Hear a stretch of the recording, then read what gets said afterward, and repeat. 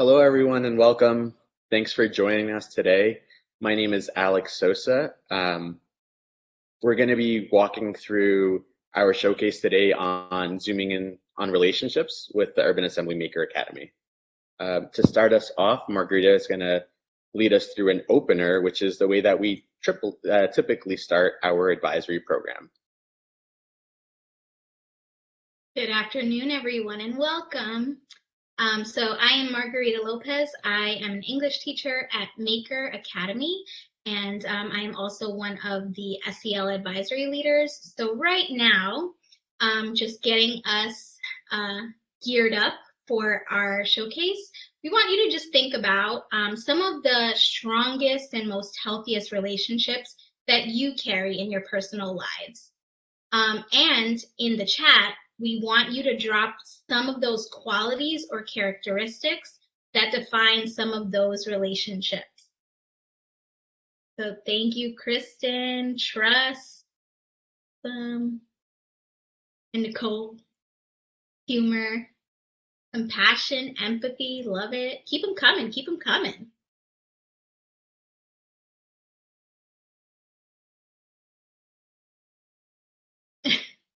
Some more humor, love that. Forgiveness, grace, love, empathy, acceptance, communication, support, motivation, listening, openness. Love that, love that. Food, I didn't think of that one. Collaboration. So we're seeing a couple of trends here. So I love that. Thank you all so much for sharing that. We're going to keep some of these qualities and characteristics in mind. And as you're listening today and tuning in to some of the qualities and characteristics that make up our relationships at Maker, we want you to think about what the impact of some of these qualities might be as you establish relationships with students and build on those characteristics. So this is our team. Alex and I have introduced ourselves, and I'm gonna toss it over to Justin. Hello, my name is Justin Grimm-Greenblatt. I teach science. I'm the 9th grade advisory lead, and that giant fish was caught with a bunch of students building relationships out in the Hudson. That's awesome. Hi, everyone. I'm Shari Plummer. I'm a special education teacher in the social studies department at Urban Assembly Maker Academy, and I am the 10th grade advisory lead. Hi, everyone. My name is Ridwan Olatilewa. I am one of the two 12th grade advisory leads, and I also teach mathematics. I also want to give a shout out to Josh Barbro, who's the Deputy Director of Social Emotional Learning at the Urban Assembly, who also joins us on our weekly meetings to help us put together our advisory plan. And so for today, what we have, we're going to tell you a little bit about how we got here from the beginning of Maker. We have an exciting panel of advisors and advisees who are going to speak to you about, what the role of advisory is and some of the nuances of it. And then we're going to open up some space to create dialogue and to answer some of the questions or wonderings that you have about our advisory program and our focus on relationships.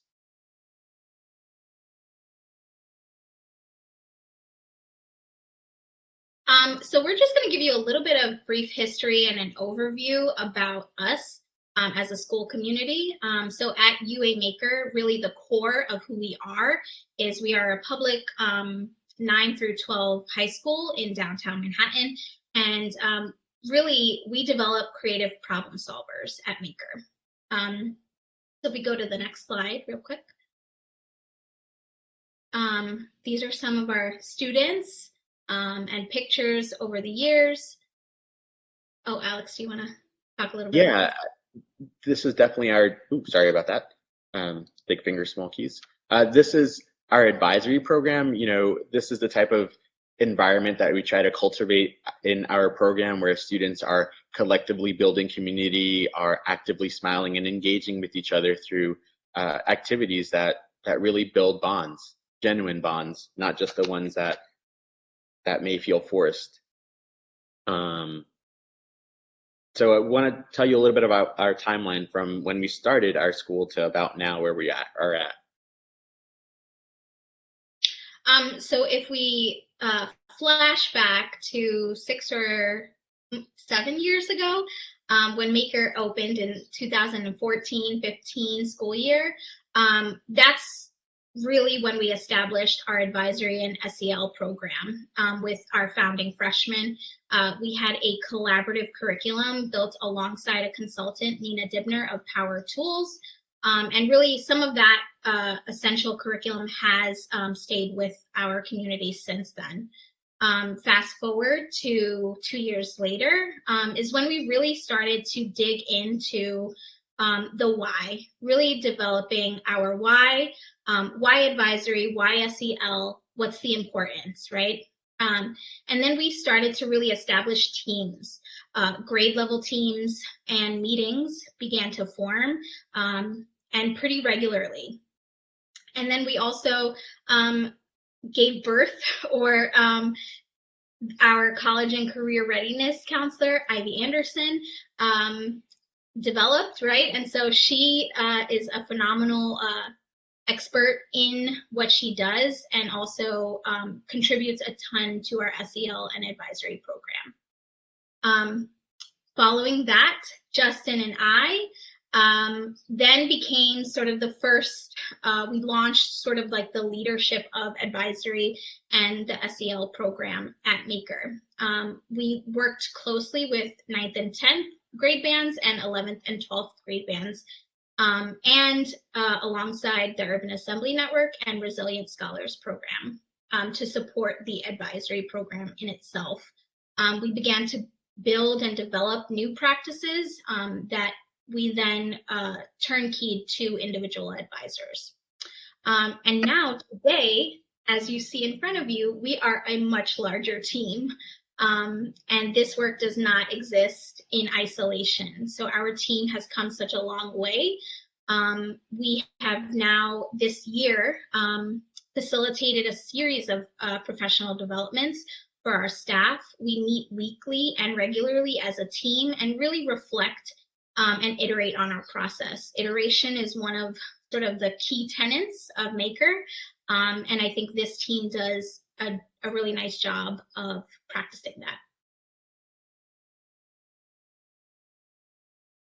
So one of the great things about this team is the amount of collaboration that we're involved with. So each one of the advisory leads come from different departments. So we have between the science, history, math, special ed, and English department all coming into being advisory leads. And then there's also a lot of cross collaboration between the leadership team and the guidance team, as well as the equity team, where ideas are being bounced back and forth. And we're also bouncing a lot of ideas and get a lot of help from Josh Bavaro. And so then this goes out to the 9th grade advisors all the way up to the 12th grade advisors for building this curriculum, which we're working on doing vertical alignment with. And then we get the feedback also back from them, as well as the students, to then go and revise and improve and reiterate what we're doing. And so a lot of the great things that are happening as a result of this is anti-racist curriculum that's coming through from the equity team, bouncing ideas through the advisory leads. We also have COVID Chronicles, and a lot of the messages are then in alignment between leadership and the rest of the school, and how that is all connected. And then, so the goal of all of this is to build SEL or social emotional learning throughout the whole school from the ground up. And I don't know if you want to also add anything, Alex. Did I miss anything? Yes, thanks, Justin. I think this also speaks to the interconnectedness and the vitalness and the central role that advisory plays to really hold a lot of the tenets that make Maker special within that space. I really do think that advisory is going to lead the way to show how all of these really important and big ideas can live in a space and really help our school develop some of these practices that live in advisory and bring that to some of our more curricular focused classes as well. I'm really excited for that transition as well.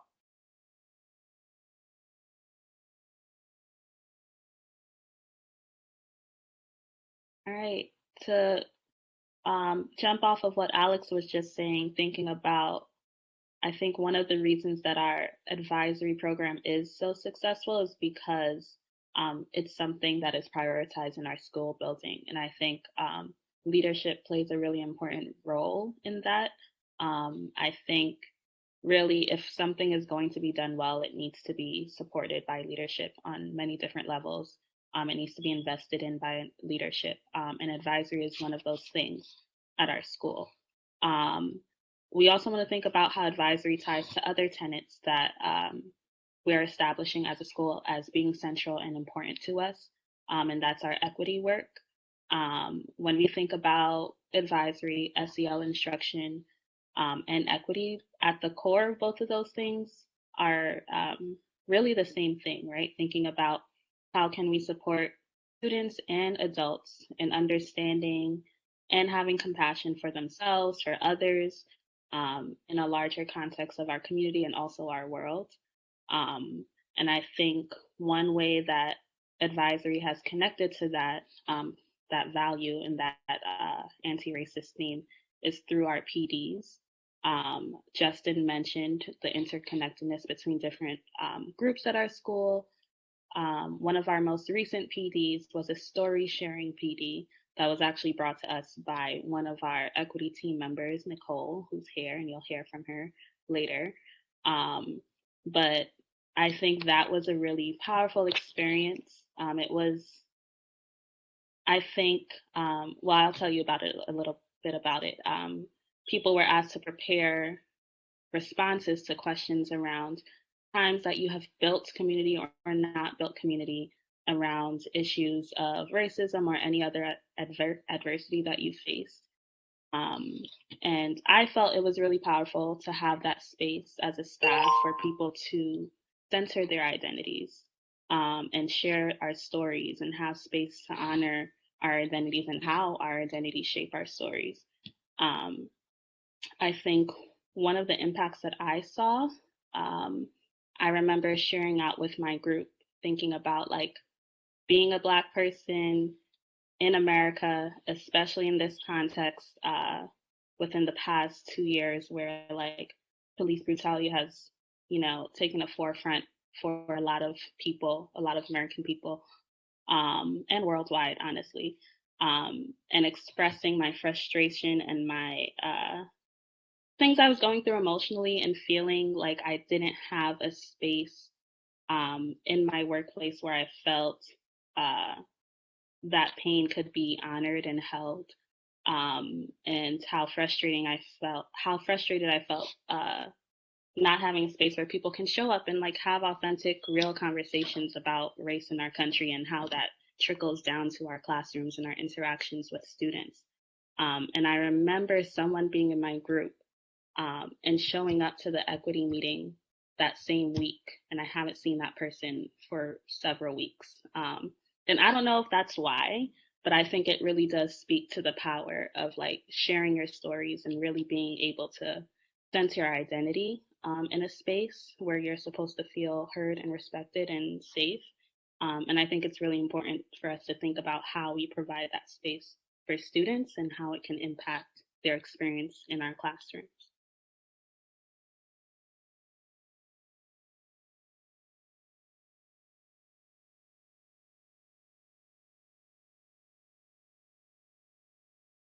And so that kind of brings us to why we are here.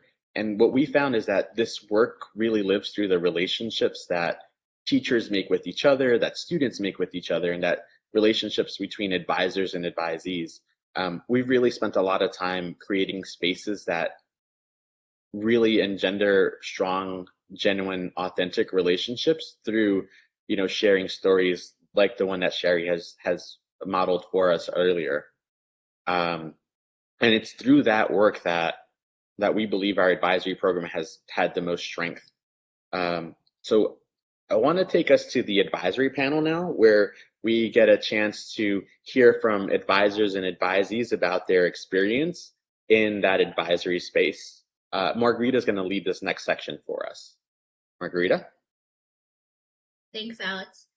So I'd like to start by introducing our wonderful advisors and then our two students here who are representing 11th grade. Woo woo! So let's start with Nicole.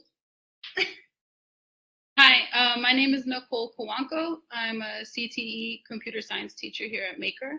Currently, I'm a 9th grade advisor, but I was previously a 10th grade advisor. Hi, my name is Trudy. I am currently an ELA teacher at Maker and an 11th grade advisor. Hey everyone, there's so many of you. My name is Idris. I'm a 9th grade advisor, special education teacher, and a member of the social studies department. Hi, I'm Mia Hironsa. I'm an 11th grade at UA Maker. Hi, I'm Pamela St. Louis, but you guys could call me Pam, and I'm also an 11th grader at Maker. Well, thank you all so much for participating. And so just for our audience, these folks have been part of the process, right? So we've sort of foregone a demo or activity because there is so much power in what they have offered and shared with us as a team that we thought it would be more fruitful to sort of engage in a similar dialogue. So why don't we just jump right in? So we're going to start with the question, and I'll maybe someone from the team can just post the question in the chat for the audience. But really, we want to hear from Nicole. We'll start with Nicole, and then any other advisors can chime in about what is the purpose of advisory or the role of an advisor, of an SEL advisor.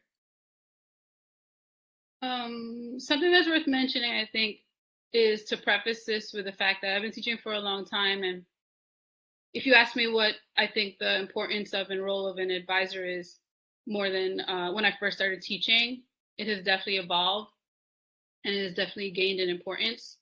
And mostly like the students that I still have these relationships with that I've, have graduated long since is really testament to the power of advisory that Alex was speaking about earlier. So I think the role of an advisor in a very general sense would be something that guides me is just how can I help and how can I empower the students to create joy and to create change. And I know that's very like, power phrases and general, but through my evolving practice, I've found that, how do we get there? And this is something that one of the reasons why I came to Maker, because it's very aligned with the school's mission, is to one, build community first and foremost, right? And that also includes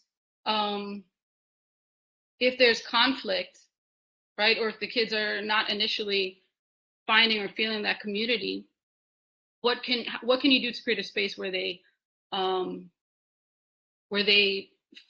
get the urge to do that, but also are open to, when it comes to restorative practices, heal relationships, deal with conflict. So that's one, just building community, healing relationships. And another role is to make the space for them to explore their identity and perspectives, especially ones that are not just what they're used to or what they originally thought. And that really builds critical thinking. And I think also what's important was to help them recognize that they are leaders, right? Everyone has leadership capacity. And then what am I doing? What is my role in helping them develop that leadership? And I think a lot of what Sherry and Margarita had mentioned earlier is, this is where the room for equity and inclusivity and all of that work comes in. And I know some pushback is but what about the academics, right? But when you build this community, there's such strong support and accountability, right? The 20 other classmates that I meet in advisory, even if we don't particularly like each other, we find support, we find accountability.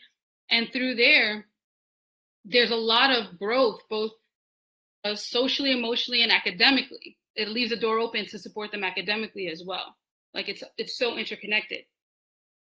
And in a very like crude way, it's kind of like when I'm like looking at Pam and Mia's faces when I first walked into the classroom at Maker, I was like, well, what's my role here? How am I gonna approach this? And there was like a little resistance at first. And I remember coming in the next day, just kind of like saying, listen, we're a community, whether you want it or not. For the mere fact that we're in this room together daily, wouldn't you want it to be fun? Wouldn't you want to feel supported? Wouldn't you want it to be something to look forward to? And so that was like, I think where the journey started to co-create the space. Because I'm not going to tell you what to do. It's not going to be successful that way. Empower them to co-create this space that they find fun. Even as a facilitator, like I find fun, I find enjoyable, I feel supported. And like to do that, I got to make myself vulnerable. And I think it's my role also to model taking ownership and failing forward and asking for feedback as often as I can. And that leaves the door open for other students to like, all right, now it's your turn. Now you do it. And if you're blessed enough to have someone like Pam and Mia, you know, when you start pushing the kids to start taking on that role, and not just you, like they kind of take on this whole advisory role that I'm talking about.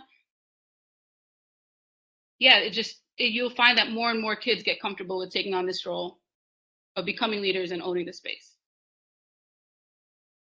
I love that. Thank you, Nicole. Trudy or Idris, do you want to chime in a little bit? Yeah, I'll share a little bit about my experience. So thinking about advisory, this is my first year at Maker, and I am working with ninth graders who are also freshmen in a way. And so like this adventure for us, we've been going through it together. And, you know, my role and, you know, my view for advisory was like for it to be a space to unpack, de-stress, practice, you know, social emotional skills, and to model it, right, via Zoom, because we're like in a whole new world right now, and we're expecting kids to grow up, you know, seemingly overnight, because last year they were in person, and suddenly it's like, oh, now we need to learn all these Zoom skills, and you know, it takes time. So like a lot of it for me is just like modeling and practicing, and you know, we have a lot of fun just talking about stuff and going off topic, and that's sort of like the energy I strive to maintain. Awesome. Thanks, Idris. So now just shifting gears to our students, Pam and Mia. How do you build relationships in your advisory? Well, actually, let's start with Trudy, and then we'll go to Pam and Mia. So like Idris, it is my first year at Maker, and I didn't know how virtual advisory was going to go, and I inherited an extremely opinionated bunch. And I think Pam and Mia will agree. We have so much fun in our advisory, but also like people are really real. And I think like one of the things, and this is in no particular order, but like being silly with students and jumping right in, and also like listening to students and co-creating the space together was really important for us. Building trust and respect mutually, knowing that like that is not, it's not a given. You have to like work at it.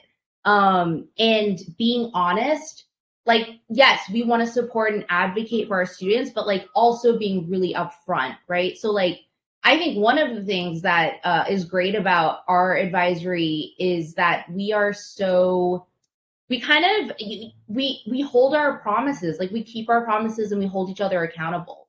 And like we have really clear expectations for each other. So like our dialogue and communication is open. And if something is going right, you know, students will voice it. And if something's not going right, they'll definitely let me know, right? And it doesn't matter like what it is. I think like when you're comfortable and like you have that relationship with each other, like you're able to speak to those things. I don't know that I've had like one particular like favorite moment, but I genuinely look forward to seeing our advisory every morning. Like you never know where it's gonna go. And I think like being open and allowing each other to be ourselves, it's just like such a great way to start my day. I'll speak in the I. And like others have said, like it's not just about the good days, but like allowing each other to be vulnerable and like honoring each other when we're having like a bad day or a bad week, right? So when I asked Pam and Mia if they would be part of this panel, no hesitation. They were like, yes, we would, you know, we'd be glad to be part of it. So I just wanted to say thank you for that. I love that. Thanks, Trudy.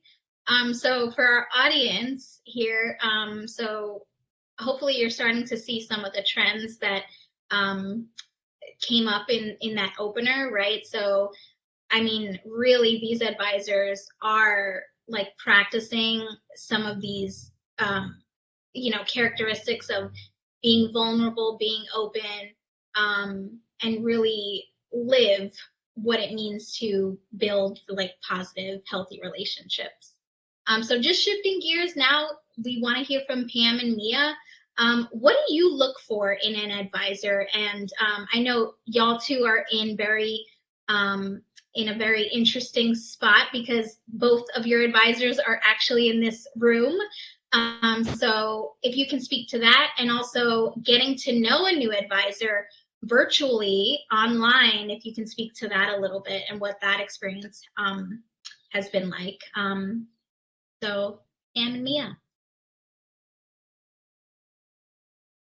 I'll go first. So what I look for, what students would look for in an advisor, I would say just a safe place, and like communication is very important. For me personally, I like to have and I like to build relationships and communication with my teachers and my advisor.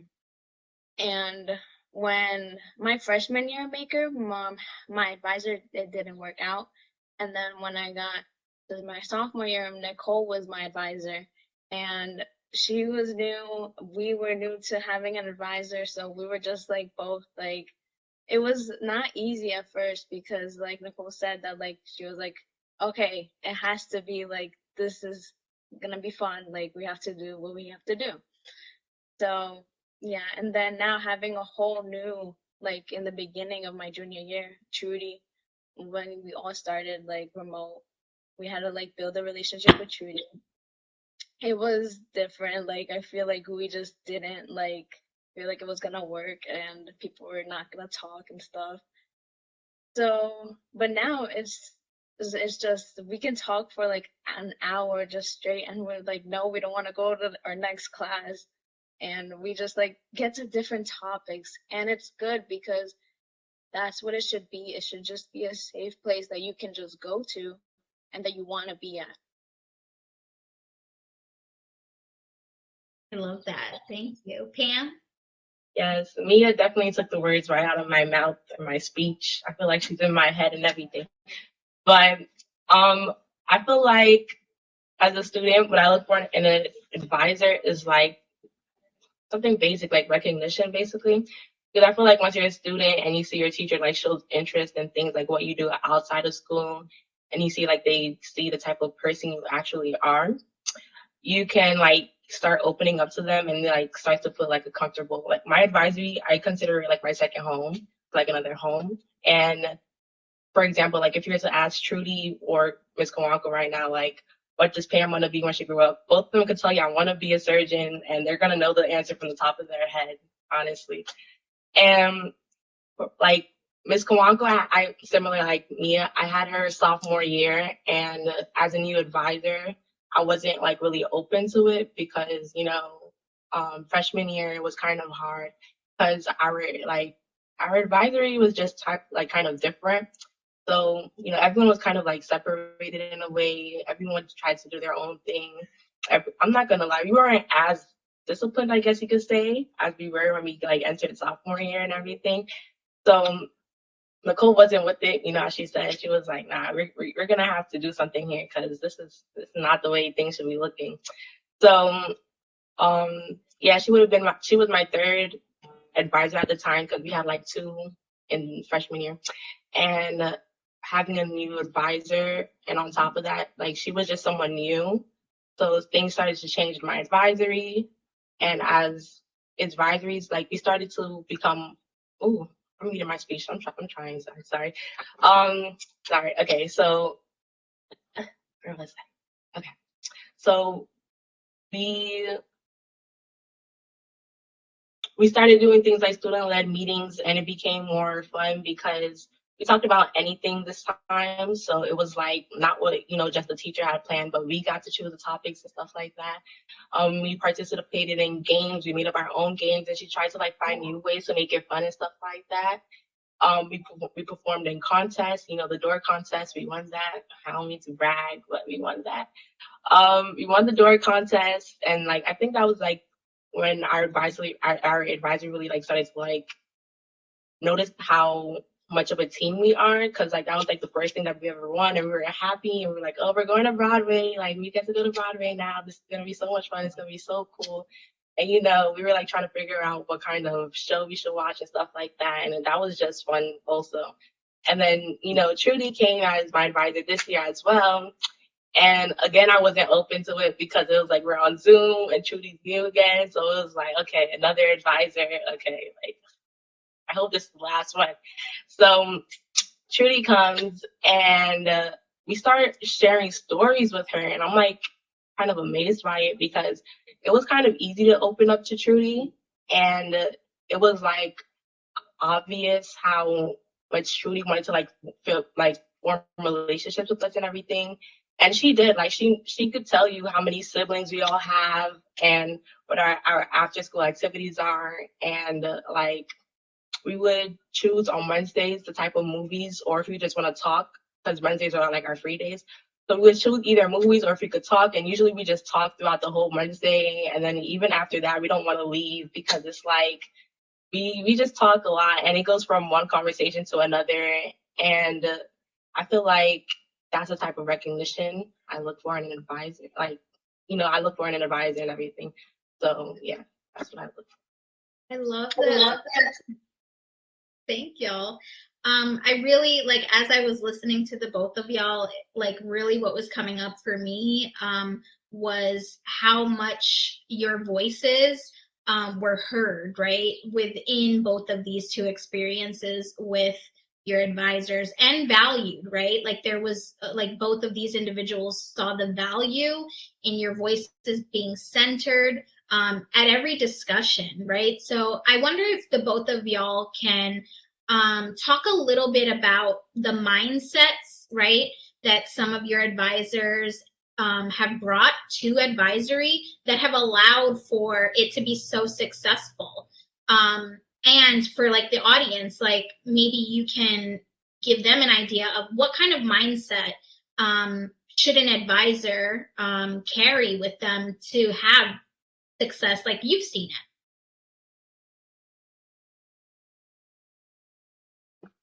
Yeah, so I can, like we said before, like when we were freshman year, me and Pam, we've been in the same advisory for 3 years now. So we weren't as disciplined like as we are now. And when Nicole came, like we said, they're just like we had to put in the work. And Nicole's mindset was like things need to like change, like we have to follow this order. And there was an order made because every specific day the advisory team would have what we're gonna do in advisory. So that's what we need to do, and that's what we weren't doing before. So that's what we were trying to do, and we had to come up with this thing. So we also had the space to just give our opinions and listen and our advisor was listening to what we wanted, what we needed. And so many activities like we do in advisory. We do really fun things. Like we won our door. We were the winners of our grade who won the door competition. And then Trudy's mindset when we started off junior year, it was also just like it's hard, but there just needs to be like some kind of order, and like we just have to speak.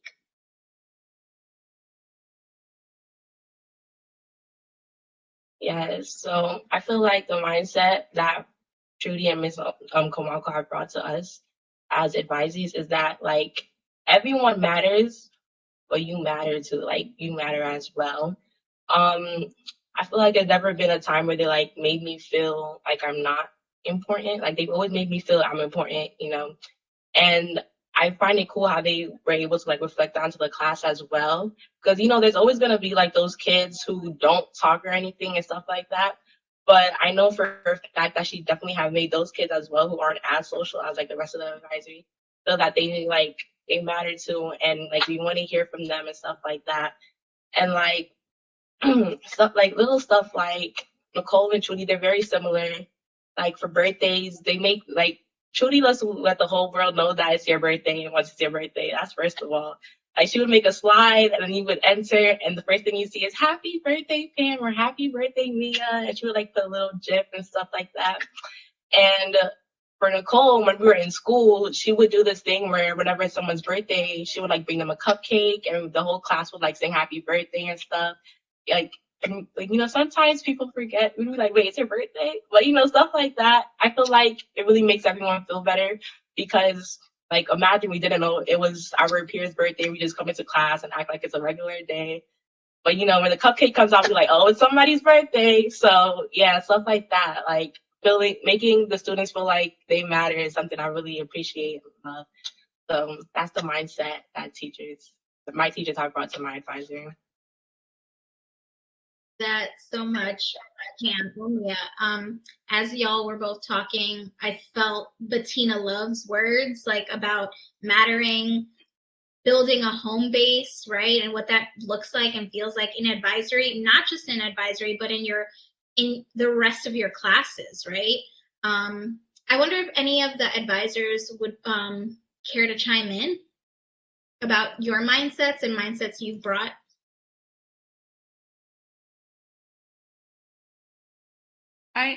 Something that well, I'm hearing Mia and Pam speak, like a bunch of ideas like come up, so it's like hard for me to organize it. But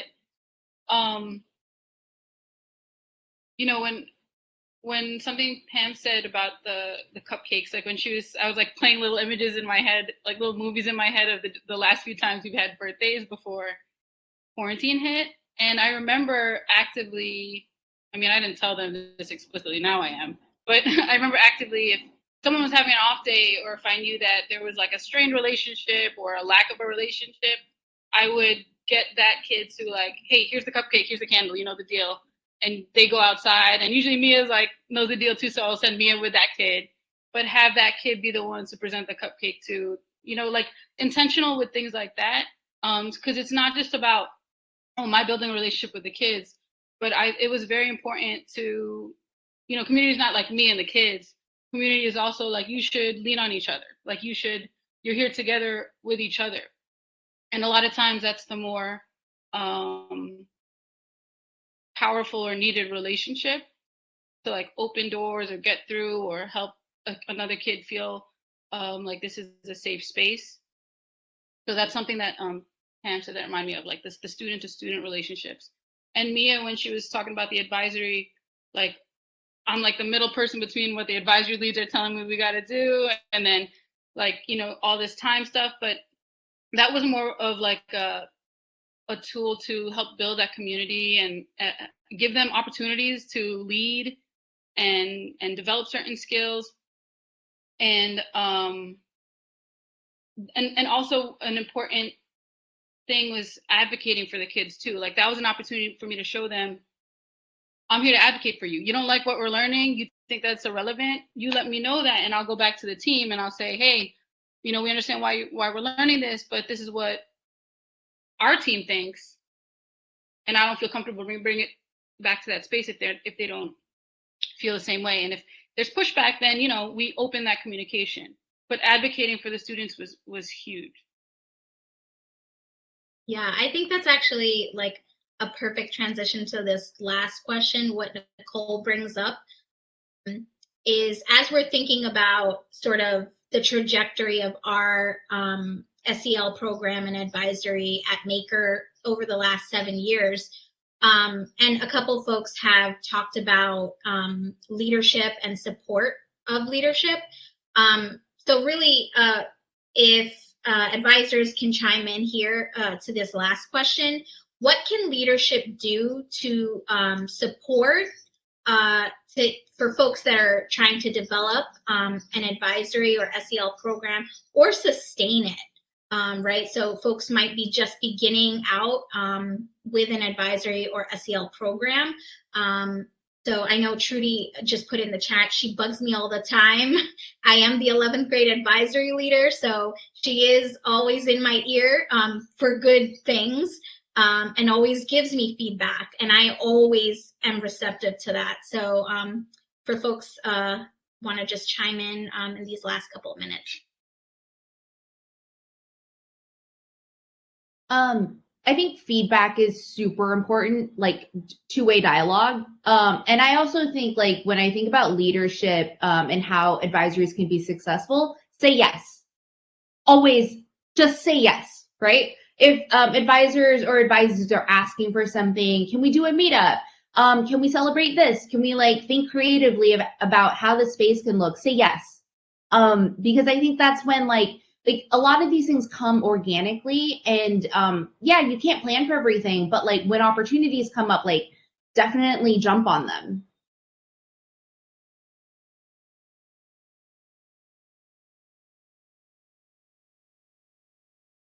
I know you said advisors, but can I add something real quick? Yes, you can. So I know this because I talk to other students and everything, and I would say just I don't even know how to say it. Okay, so for a little advice for the advisors, I don't even know how to word this, but I'm gonna try my best. Try to be there for your advisees. Everyone knows for example, if I'm failing a class or something, it's obviously I know I'm failing the class. I know things are happening, but try to be there for them. I guess you could say mentally too, or emotionally and stuff like that, because it's I don't know, try to get to the bottom of why they're failing the class, not just nagging them or stuff like that, because I feel that's really important. Some students may feel as a teacher, you don't really care about them, but you just care about, their performance in school and stuff like that. And I personally haven't experienced anything like that, but I've heard stories of stuff like that. So I just wanted to add that in. Awesome. Well, thank you all for this rich discussion and sharing your experiences. They have so much value in the work that we do. And I just want to thank Trudy, Nicole, Idris, Mia, and Pam for joining us in this discussion. So thank you. I think we are going to go to questions. Is that right, Alex? We are a little short on time, but I think we do have a little bit of time. Yeah, I think we can squeeze one or two quick questions if we can, if there are any. I know some people have asked about the size of advisory, and I think we were able to speak on that, but if anyone has a quick question that they'd like to put in the chat, I think we can do one or two questions.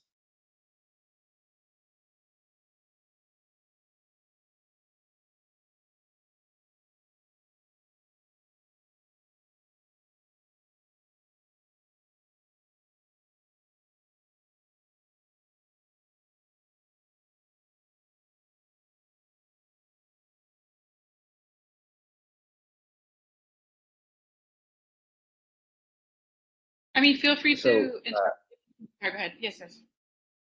Oh, I was just going to say, I also do think it's really important for us to share out one quick thing that Ridwan did bring up to us, which I think is really, really valuable about why we work.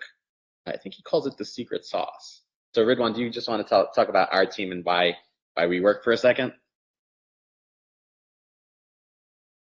Sure. Thank you for that, Alex. Yeah, so we're just here to share with you all the secret sauce that makes us five work well together. Um, First and foremost, what we think is the most important is the fact that we're all bought into the work of advisory and equity. So that makes it really easy for all of us to show up. With that, then follows the trust, the clear communication. All these things become exponentially easier because we all understand that we're doing this for the greater good. We all challenge each other during our meetings to go further, think harder.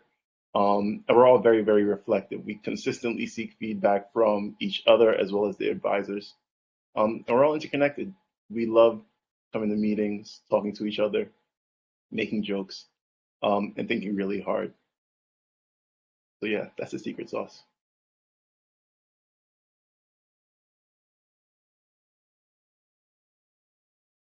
Thank you, Mr. O. I do want to say thank you for joining us for this breakout session. Special shout outs to our students and families for trusting us and for allowing us to do the things that we do. This work is impossible without them. So thank you for them for trusting us. Thank you to the leadership team for their ongoing support and belief in advisory programs. I know when advisory isn't going well, the instinct is to, cut it out. But our leadership has decided to double down, and it's really resulted in really rich and beautiful communities that I wouldn't trade for anything in the world. And big thank you to Josh Barbaro and the Urban Assembly as an organization. Again, as we were starting to put together this team, the Urban Assembly has provided a lot of resources that have allowed us to really make the secret sauce that Mr. O has been mentioning.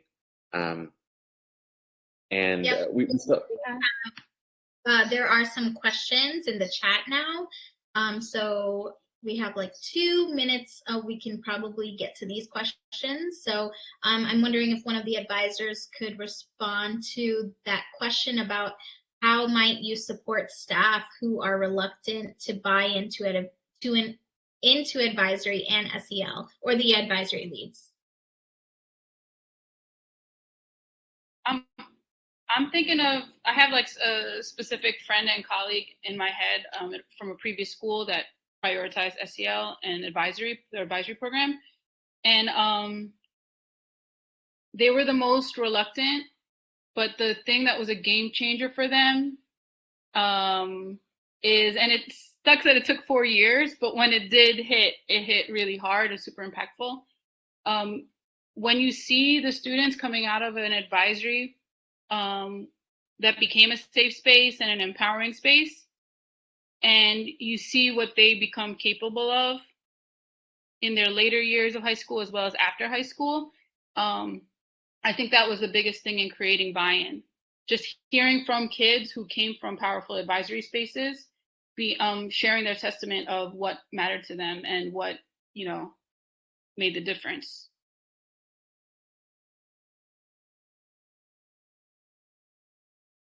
If I can add one quick thing, it's that we also live through the process, and we put as much as we can that in front of the advisors and teachers.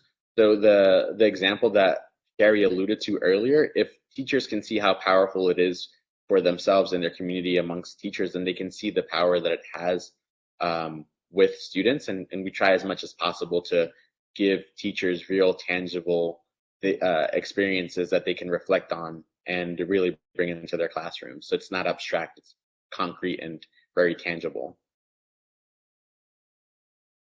I wanted to add on to what Nicole said about hearing from students. I think that's really powerful.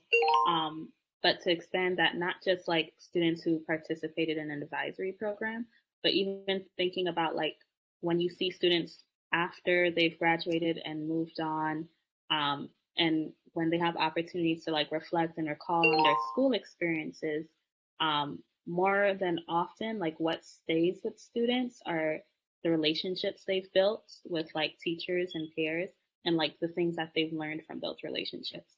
I think even outside of SEL spaces and other like PDs that are like thinking about like student experience in school, like that's always like the thing that students speak to and that they can remember years down the line. So I think that in itself speaks to the power of like really intentionally thinking about how we socially and emotionally support students. Awesome. Well, it is 4:05, y'all, and that is going to wrap us up. So please look below or go to your agenda to make it back to the main stage one last time for our closing ceremony and hit join. So my crew, our team, if y'all unmute, we're going to let people know what we do at Maker. Are you ready? Ready? 1, 2, 3. Makers make it happen. Bye, y'all. Have a good one. Thank you so much. Bye.